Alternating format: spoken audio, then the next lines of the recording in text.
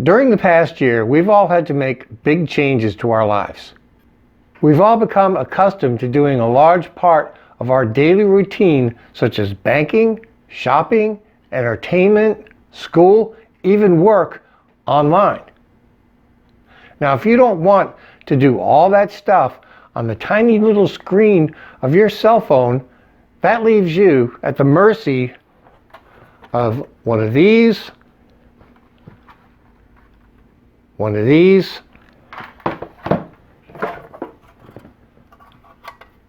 maybe one of these, possibly some of these, and a whole lot of this,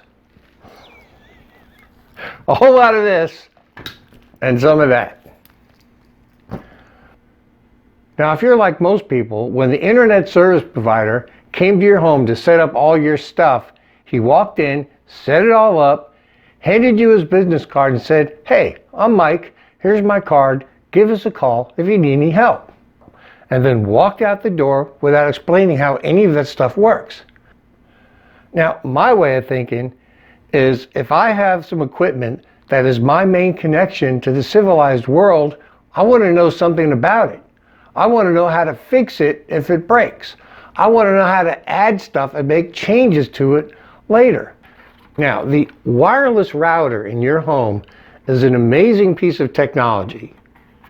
It's capable of allowing you to do much more than just surf online and talk to your friends on Facebook. The more you know about it and the computers on your home network, the more empowered you can become in an online world. And that's the purpose of this video series, my ebook, and my website.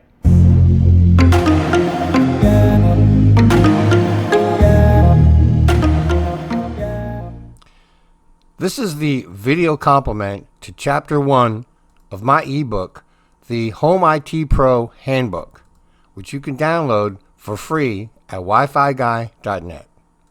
The site that helps you go from computer novice to home IT pro. Not that anyone's going to feel better from looking at my face, but many people prefer video to text. Now, in this video, we're going to discuss the basics of setting up an awesome home network in your home. By awesome, I mean something way better than what the internet service provider left you with. We're going to discuss all the pieces and parts of your home internet connection and the special language they use to communicate with each other. If you're new to networking, once you have a brief overview of these 6 words, you'll have a whole new outlook on the way the internet works, your home network works, and even how the network at your job works. Once you have a handle on all that, we'll discuss where to find all these settings on your computer. Then we'll discuss how to change all those settings on your computer in case you want to troubleshoot or make changes later. When you finish this first video, you'll have a firm foundation you can use to move on to other more interesting projects, such as setting up file sharing, setting up a NAS, setting up VPN access to your home from anywhere, network printing, IP cameras, and more. All these projects are covered in detail in the Home IT Pro Handbook. It all starts with the modem. The modem brings the signal in from your internet service provider. And that can be in the form of a coaxial cable, just like you have with cable TV. It could be a phone-like DSL cable, or it could be a high-speed fiber optic cable. The modem then converts that signal into a digital Ethernet signal that your wireless router can understand. The wireless router is the most important piece of equipment on your network. It is the brains of your home network. It's actually 3 devices in one: a router, an access point, and a switch. As a router, it allows the computers on your home network to communicate with computers on the internet while keeping the two separate. As an access point, it uses a wireless signal to connect to all your wireless devices, which allows all of them to communicate with each other and the internet. As a switch, it has Ethernet ports in the back, which allow you to connect your wired devices with Ethernet cable. Your wireless router actually serves as an intermediary between your local network and the internet. For that reason, it has two connections, one on the WAN side or wide area network side, and another one on the LAN or local area network side. The IP address on the internet side is your public IP address, and that's how all computers on the internet identify your router. It also has a gateway address, which is how all the computers in your internal network recognize the router. From the perspective of the computers on your local area network, the gateway address is their gateway off of the local area network and onto the internet. The gateway IP address is also the address that you use to connect to and configure your wireless router. So far we have the internet service provider, the modem, providing an Ethernet connection to the wireless router. We have an IP address for the public side of your wireless router, and we have an IP address for the private or local area network side. Now, all the computers and devices on your home network, they need IP addresses to connect as well. Now, in the land of computer geeks, we like to call all devices such as laptops, computers, phones, tablets, hosts. And one thing a computer geek does not want to do is spend a lot of time manually configuring all the hosts with static IP addresses. One typo can lead to IP address conflicts and all kinds of problems. So what the whiz-bangs in charge of computer world did is they invented a special protocol which dynamically or automatically configures all our hosts with IP addresses. And they called it DHCP, or Dynamic Host Configuration Protocol. So how this works is when you first connect a device to the network, the first thing that device does is it starts looking for a DHCP server. A DHCP server is a specific computer that runs a DHCP service all the time. Your wireless router contains a built-in DHCP server. So when that new device thinks it finds a DHCP server, it goes, "Hey, are you a DHCP server?" And then the DHCP server says, "Yes, how can I help you?" And the computer says, "Well, I'd like an IP address." And then the DHCP server says, "Well, I have some IP addresses. Do you have a MAC address?" And then the computer says, "Yes, I have a MAC address. Here's my MAC address." So then the DHCP server stores that MAC address in his database and gives the new computer its own IP address. And this same process unfolds the same way with all the other devices on your home network. Now, if you look closely at the IP addresses on all the computers on your home network and the IP address on the wireless router, you'll notice that they look almost identical. The first three sections, or octets as we like to call them, are identical. The reason for this is how computers identify and communicate with other devices on their network. So for example, if this number here was a 1, this computer could not talk to these other computers because they would be on a different network. The only way computers can talk to computers on a different network is with the use of a router. And that is what your router does. It separates your home network from the internet.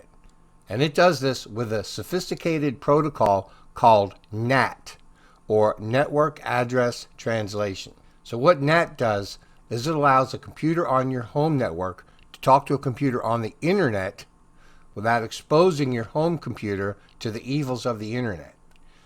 Now, an easy way to expand the wired side of your home network is with the use of a switch. Now, a switch is a very inexpensive, easy to use device. However, it's possible to get carried away with these things.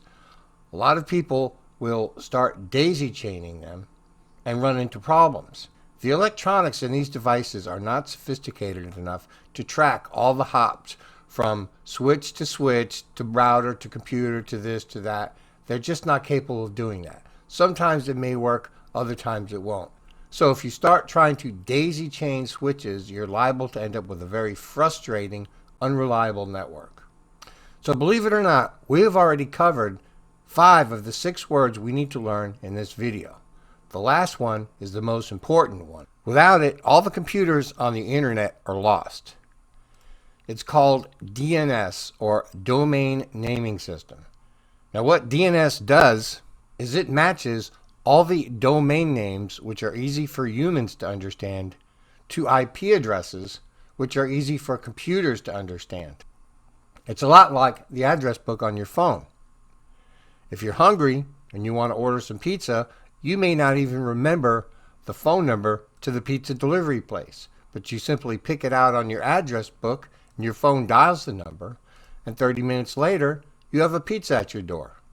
Well, DNS works basically the same, except a lot faster.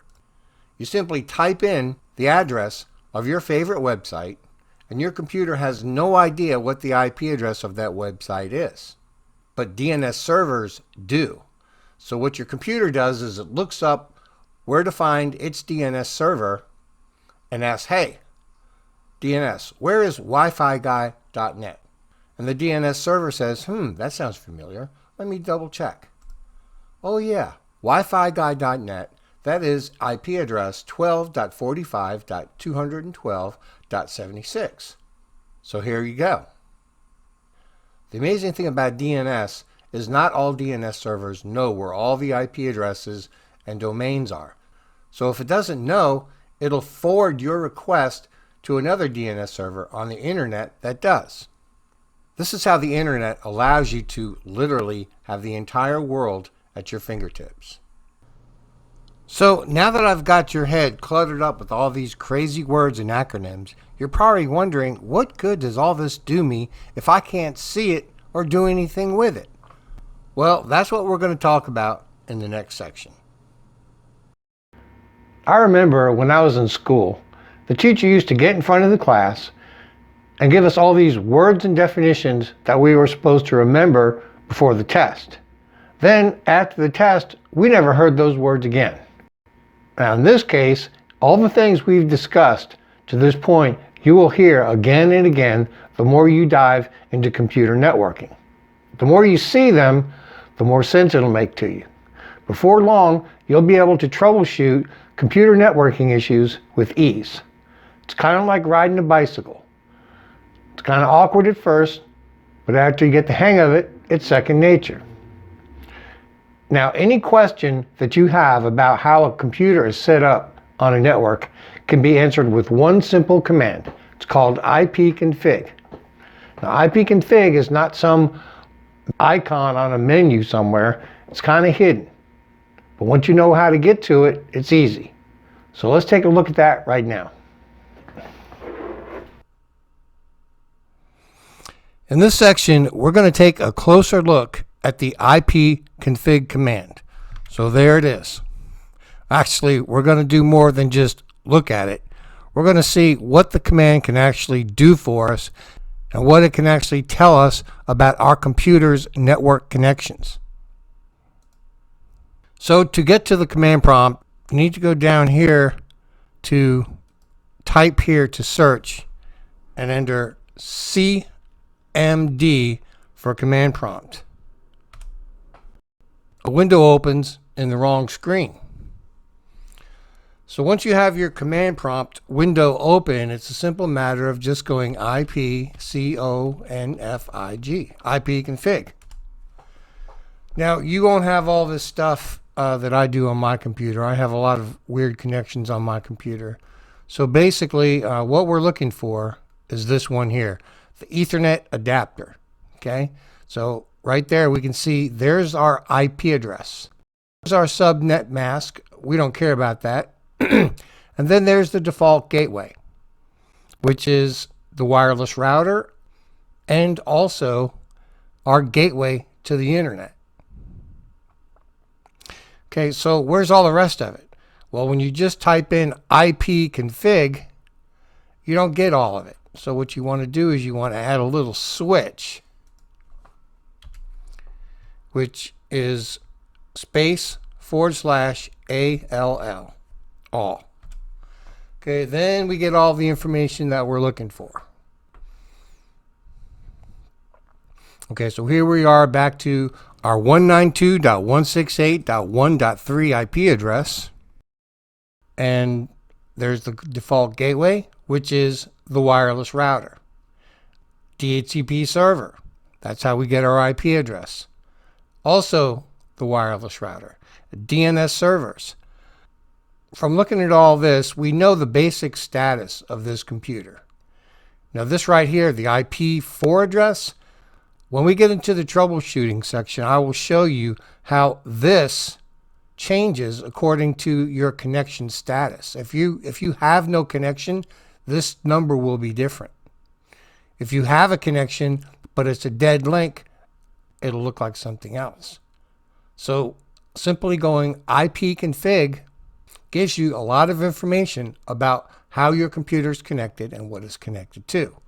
Now, one thing I want to look at is this, the physical address. You got all these numbers and letters here. It looks like the kind of thing that most people would just want to ignore. Well, actually, this is very important.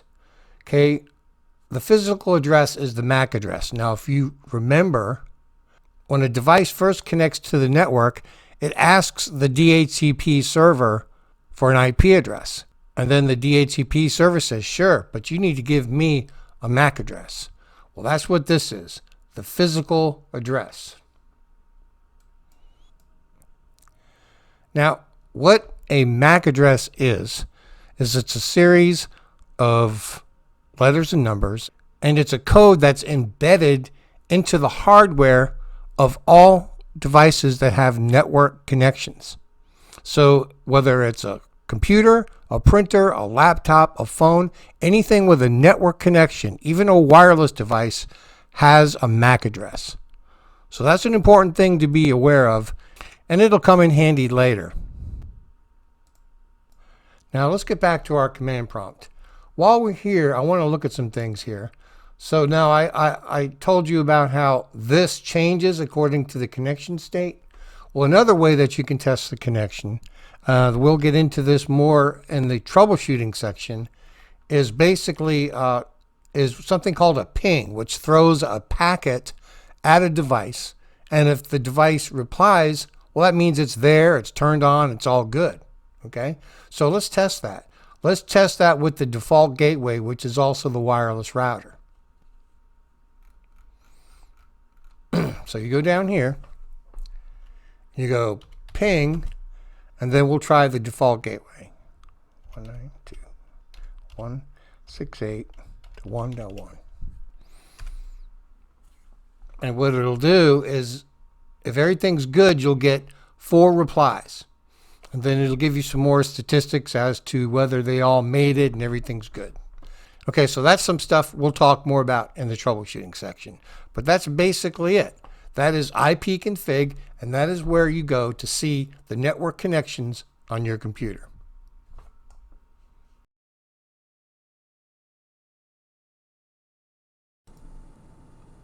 Things always change, and sooner or later, you're going to have to make minor or major changes to your home network. So what are some reasons you might find yourself wanting to make changes to your computer network settings? An obvious one would be you find there's an issue on your network, and after some troubleshooting, you realize you need to make some changes. Another scenario could be where you take a computer off of another network and need to put it onto your network. You would have to change the settings on that computer to make it work on your network.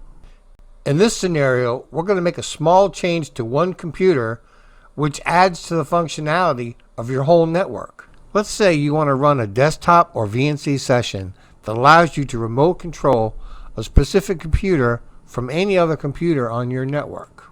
We'll be getting into remote control in another section, but in the meantime, let me give you a quick overview of how VNC works. VNC is a free program that allows you to take control over other computers on your home network. So for example, if you have a main computer in the living room and you want to take control over it from the bedroom upstairs, you can do that with a free program called TightVNC. So with TightVNC, you simply launch it, type in the IP address of the computer you want to access remotely, click connect, type in a password, and all of a sudden, you're on the other computer. You have total control over this computer just like you would if you were sitting right there in the living room.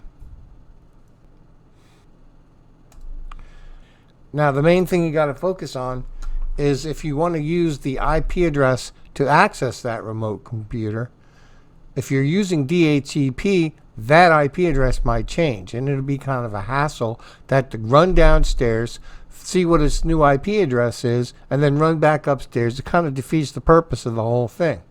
So what you can do is you can use a static IP address on that one computer so it never changes, and then you always remember it. As a matter of fact, this little thing here will probably remember it for you as well. So what we want to do is we want to change the DHCP setting to static and then put a static IP address on that computer. Well, I'm not going to run over that computer now, so we'll just pretend like this computer here is that computer. So to make changes to that computer, what we do is we go to the network adapter or Ethernet adapter settings of that computer. So we go to the same place we went before, but instead of typing in CMD, we type in Ethernet. Then we go to Ethernet settings. When it comes to changing network settings on your computer, this is basically where you want to go. So in this case, we're going to make changes to the adapter settings. We're going to assign a specific IP address to this network card. Okay, so to do that, you go to Change Adapter Options, and you'll see all the different network connections you have on your computer. You'll see the Wi-Fi connections. You'll see another Wi-Fi connection. Say you have a USB network connection. Okay, in my case, I have a NordVPN, so that's here in case I want to use that. Okay, I also run Hyper-V, which is a virtual machine. So if that's the case, you'll have a network connection for that. So we're not interested in all those. In this particular one, we're interested in this Ethernet connection here. So you simply highlight it, and we invoke the all-powerful right-click function of your mouse. So now we've got all these little things we can look at here. Okay, so now if you wanted to, you could click on Disable. And now this computer no longer has a network connection. So then you would simply right-click on it and go Enable.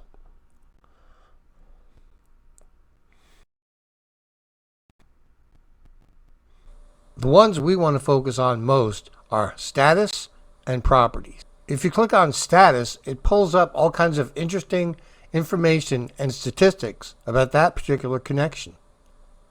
If you look down here, you can see a display of actual packets that are sent and received by your network card. As long as you see movement down here, you know something's working right. If you click on Details, what do you get? You get almost the exact same information you get from IPCONFIG at the command prompt. Now, in our case, what we want to do is we want to go to Properties. Properties is where all the cool stuff is. Now, in this case, we really don't want to get involved with all this other stuff. We want to focus on Internet Protocol version 4. Highlight it and go to Properties. Okay, so now we have a place where we can actually make changes to the IP settings on this network card. So right now it's set to obtain an IP address automatically and obtain a DNS server address automatically. So if we want to say, hey, we want a specific IP address on this computer, we would simply go use the following IP address. Let's say we want to call this network card 15. So we would simply go 192.168.1. You have to hit the period here. .115. You hit tab and it'll automatically fill in the subnet mask. The subnet mask is a very deep subject which on home networks you don't really have to get involved with too much. The default gateway, what's that going to be? Well, we already know what that's going to be. That's our wireless router. 192.168.1. 1.1. You go OK. You go close. And then you go to details, which is just like going IPCONFIG. Your IP address has been changed to 15. Okay, now that was just for demonstration purposes. So let's go back and turn it back to DHCP. So to set it back to DHCP, go back to Internet Protocol, go to Properties, and then simply click on that, and it deletes all that stuff. Put it back, and it should go, hey, DHCP server, do you still remember my DHCP address? And the DHCP server will go, yes, that's okay, don't worry about it, it's still free. So you go to details, and boom, you're still back to 3. So the way that works is it's called a lease, which means the DHCP is going to remember your IP address for 1 day for you. So that right there is the basics of changing the network settings on your computer.